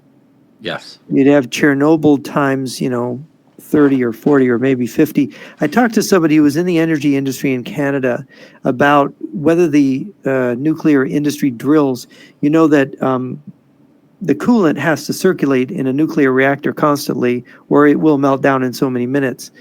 And the problem being that when there's an EMP, you will not be able to start the diesel generators or whatever generators, backup generators. You won't be able to start them after an EMP attack, which means that you have no power. So they have to shut down within so many minutes that coolant stops circulating. They have to pull the rods out, right? To stop the nuclear reaction process. The problem is they don't drill it that. They would have to, most of them don't know how to do it manually. They would have to go find the book, go figure out how to do it. By the time they get this done, I'm told that many of these reactors would have melted down before they got sorted through the confusion. Now there's a We way also have another. they can also scram problem. the reactor, which is where they inject a substance that shuts down the reaction. But the reactor will never be used again. But they can do that in an emergency. Yeah. Well, you imagine an EMP attack, nobody knows what's happened. Yeah. They don't realize. Well, they have to do it with flashlights. Problem. Yeah, we also have another problem. The spent fuel rods. Those require constant water circulation and clean water processing, as you were talking about, Jeff, just like the reactor does. If you do not keep those spent reactor rods, the fuel rods, if you do not keep them cool, if you do not keep them in a clean supply of water, this is a problem they still have at Chernobyl, by the way, then you will have another problem with that. You'll have a Chernobyl-style contamination just on the spent fuel rods that are out there. You're muted. You're muted. The problem at Chernobyl was the heat got to such a level that the actual you actually had it explode. Yeah, I'm talking about the spent fuel rods, not the reactor core itself. Well, imagine if those unspent fuel rods are continuing to heat. They are. They are. This is why you have to keep them cool. Yeah. And how do you keep and once they reach a certain temperature, you can't pull them out anymore. Correct. Yeah. So I just, and nobody, I think that's the reality. And it was Peter Pry that first mentioned this to me, the reactor meltdowns. Now imagine the disaster. We still do not know what the ultimate environmental effect on the Pacific Ocean is of Fukushima, which is, I think, was the 2 or 3 nuclear cores melted down there. Fukushima was a multiple plant, right? I think there were at least 2 cores there. Yeah. We know that that's continuously pouring in radioactive material, cesium-137, strontium-90 into the Pacific Ocean. Now it's a big body of water for diluting something like that, but there's no way to stop that process. What if you multiply that by 30 or 40? Most of those reactors are going to pour into the ground water of North America and end up in the Atlantic Ocean. Are you going to end up killing the Atlantic Ocean? There's a question. Nobody knows the answer to this. 3 reactor cores melted down at Fukushima. It was Reactors 3. 1, 2, and 3. You see, what people don't realize, they talk about nuclear war. Nuclear war is nothing compared to a fission reactor. A fission reactor can have more radioactive contaminants, much more, than a full-blown hydrogen bomb war would have. And people don't realize this, the toxicity and the radioactive poison of a fission reactor, depending on where it is in its cycle, can be really significant impact on the environment. So in a sense, nuclear power is more dangerous to the environment if a reactor melts down than nuclear weapons are. Well, they just had a recall for radioactive shrimp. From the Pacific? Yes. Yeah. Because it contains cesium-137. That's right. Oh my gosh, there goes your thyroid. Yeah. Where in the Pacific was the shrimp from? They didn't say, but they didn't say where it was. Not too far from Japan, one would think. Well, yeah, but of course the current goes from Fukushima to Alaska and the Yeah. West Coast. So you wonder if that's why I sort of stopped eating the Pacific seafood at one point, because I You got out of wondered. the Pacific, period. Yeah, I got You out of went the to I went towards the Atlantic, but yeah, so we don't ultimately know what the effect of that is going to be. And your thyroid is vulnerable to cesium, your bones are vulnerable to absorbing strontium. And these, by the way, these stay around for hundreds of years. I think the half-life is, what is the half-life on cesium? Lee, is that 140 years? Let me 300 check. years? What is it? I don't remember, but it's a long time, and to burden another generation with this kind of thing. This is why people are very excited about nuclear power, but as a solution, but it has this downside. And Half-life is 30.17 years. half-life is 30.17 Yeah. years. So So generally it takes about 137 to decay. and to decay over one. And okay, so then it's half as dangerous after 30 Years. something years. 31 years, yeah. And so how long before it's safe to put in your thyroid? I don't know that it was ever safe to put in 700 your years, thyroid. 800 years, 1,000 years? Yeah, I think long you don't time. want that. I think it's going to give you cancer in your thyroid after 1,000 years, even if it's Yeah. less.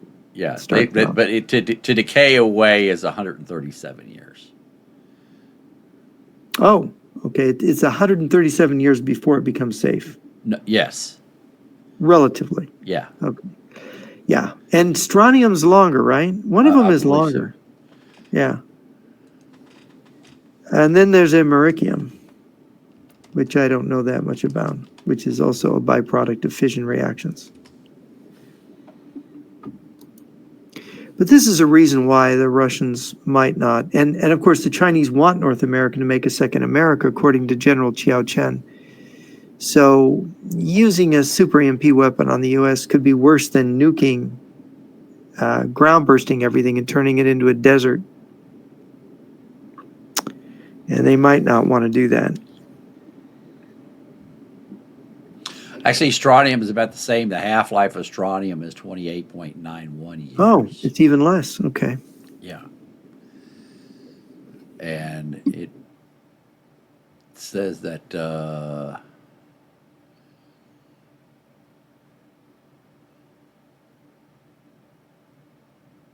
yeah, and yes, it takes 28.91 years for its half-life of a sample. And 90 years for its full decay.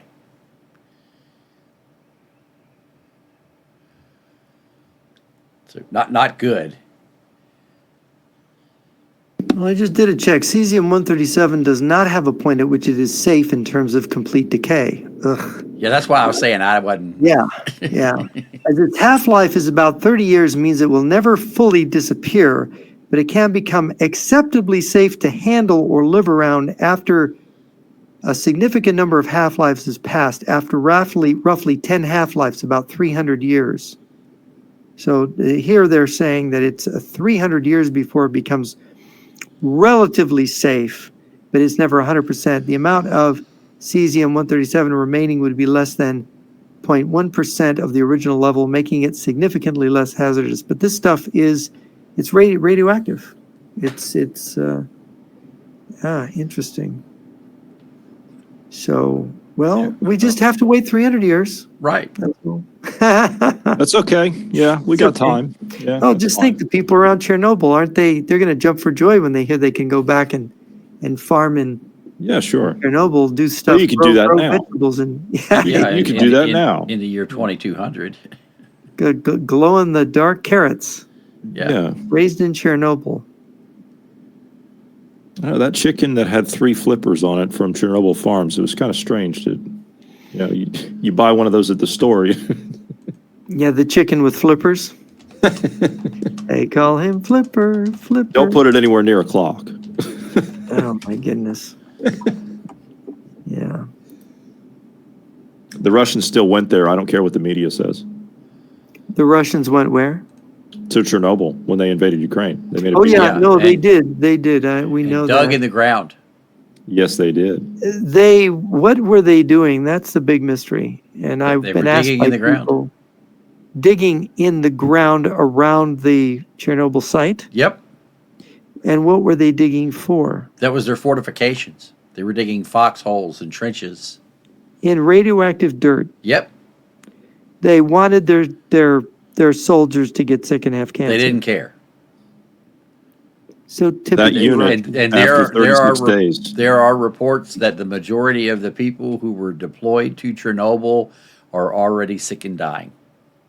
that unit, when they left Chernobyl, they went into Belarus and we never knew what happened to them. I would assume that they're all dead. By now, yeah. I would assume. better to get killed by shell fire or bullets than to die a slow death of those kind of cancers. Yeah. What was it, Jeff? You told me there was some Russian guy that kicked over a bucket of something at Chernobyl. It was I think it was one of the chiefs of the Russian nuclear industry went to the Chernobyl site and they had a bucket with a loosely covered lid that they had put highly radioactive, I think it was parts of the core that they'd collected that had, the core exploded into pieces and they had to collect all the bits.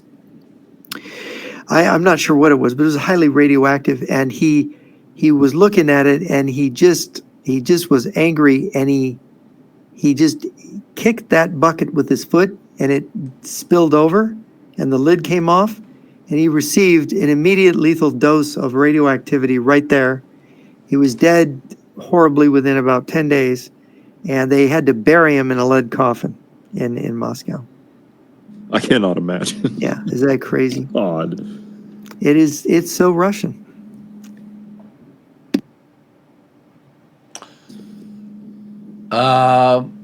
Somebody asked in the chat approximately how many Russians died because of Chernobyl.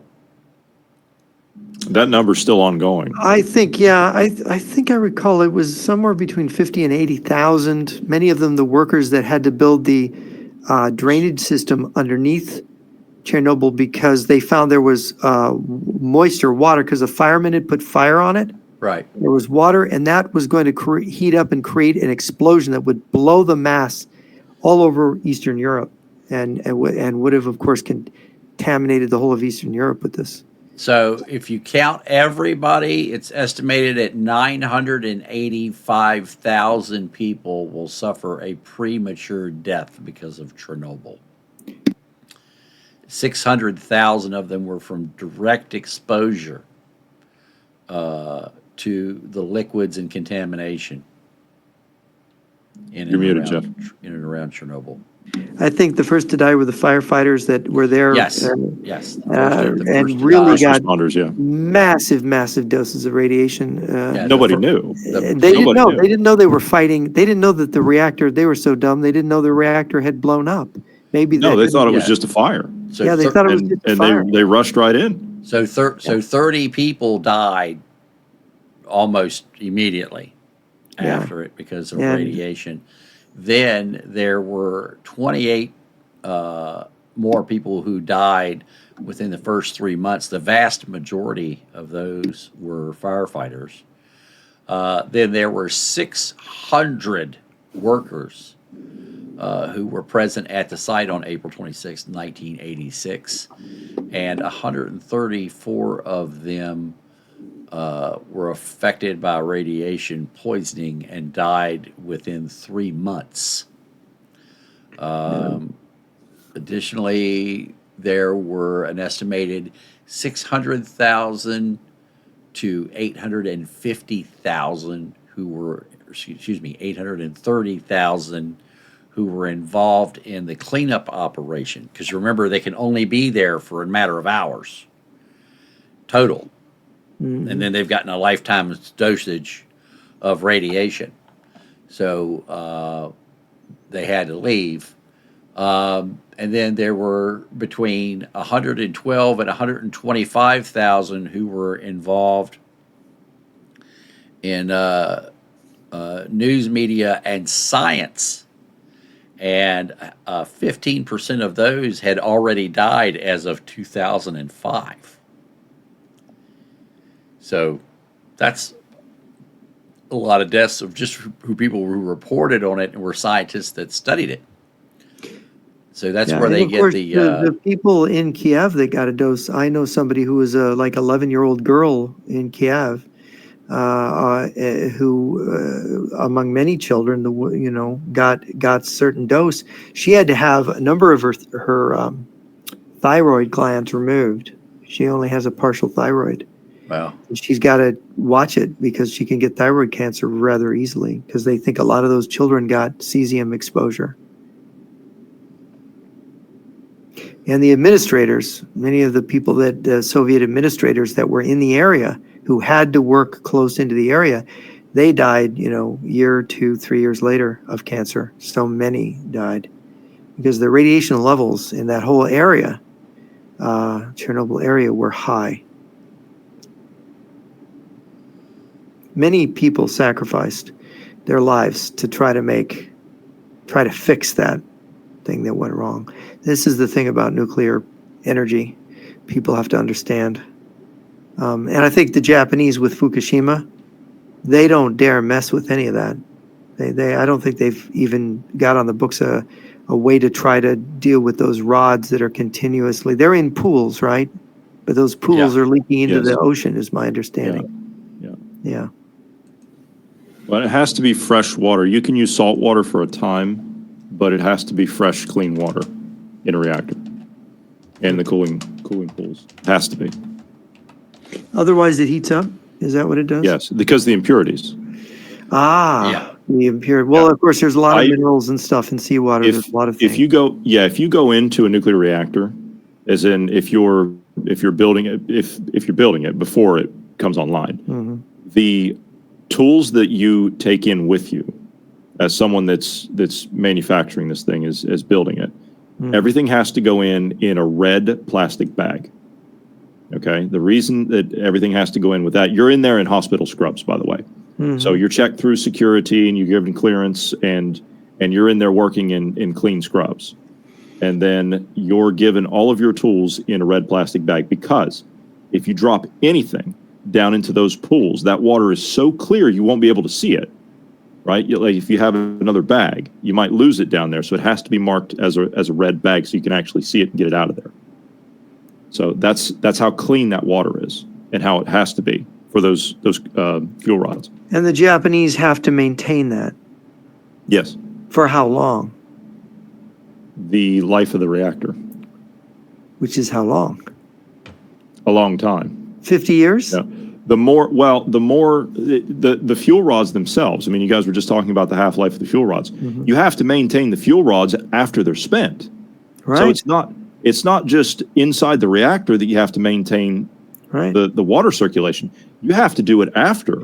See, so when the spent rods come out of the reactor, if society is disrupted by one of these Carrington events from the sun, suddenly there is not the wherewithal to even keep track of all this. So everywhere there's a fuel rod, everywhere this stuff is going to go bad. Those pools, if they do not have a circulation of fresh water going into those pools outside of the reactor, just off-site where we keep the spent fuel rods, those pools will explode. Meaning they will boil away. Yeah, here you go. This is what they look like. So these are just at the Fukushima nuclear power plant. And there are 1,000 tons of shit. Thousands of rods, radioactive rods that are in there. And they have to continue to be cooled.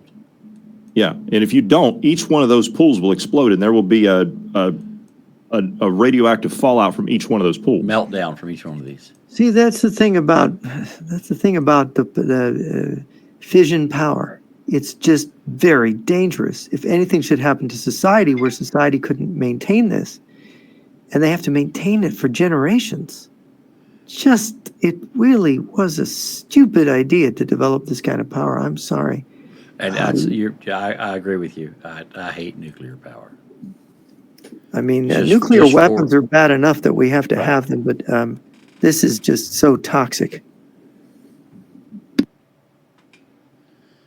Yeah. You get these facile people saying how safe nuclear energy is. Right. And they don't have any, I remember when I was a kid and I read about this when I was in college, and they said, oh, they're safe. They're nuclear, they're earthquake proof. And I had actually lived through an earthquake, and I thought, there's nothing that's earthquake proof. If the earth Right. shakes hard enough, there is nothing. That's just nonsense. Because I was in the Sylmar quake in 1971, and down the street from my house, they had built an earthquake proof veterans hospital, and that thing collapsed. That's where a lot of the people died in that quake. It's like, earthquake proof? I don't believe it. Human beings aren't as powerful as nature. Yeah, not nearly. Do we have any more questions? Because I'm going to have to go soon. I have a very Yeah, I've got important one appointment in the about morning, and so I'm going to have to go. There's multiple statements that there are 26,000 Colombian troops who have went to the border with Venezuela to support the Venezuelans against the United States. It doesn't surprise me. If I've always suspected the Colombian government of being actually under communist influence. Oh yeah, I think I think the best informed Colombians might tell you that. yeah, pretty interesting. Even though Colombia has pretended to be, an ally of the U.S. and whatnot. Yeah, well, I have been working on. We have the flight simulator back up. We've been working on the flight simulator since Thursday of last week. I have added over 170 airports in Cuba, Venezuela, and Colombia. I've added all of the military bases, and as soon as we're done with this map of this mountain full of holes, I'm going to send that off to Steve and have him do it, because I think at this point in time, Venezuela is more important than Cuba. So we were working on Cuba, but I'm going to pull him off of Cuba and have him do what's going on in Venezuela, and then we'll move back to Cuba. And then after that, hopefully we'll have the map for China ready so we can sick him on China. And what about Mexico? We can, once we have the We'll data do for Mexico, yeah. once we have the data for Mexico, we'll send that to him too. Yeah, because I think it's time somebody looked at Mexico. Once we wrap up in Venezuela, I will go to Mexico next, and then we'll do China after that, and North Korea. Yeah. And I've already been working on China. You've seen, you got my map of China. I do, and it almost crashed my system. Thanks Yeah. for that. I said, send me. I called him up one day and I said, Lee, send me everything you got on China and North Korea. He says, yeah, sure, no problem. And I opened it and it almost crashed my system. That's how much data it was. I don't know anything about China. I can't even spell it.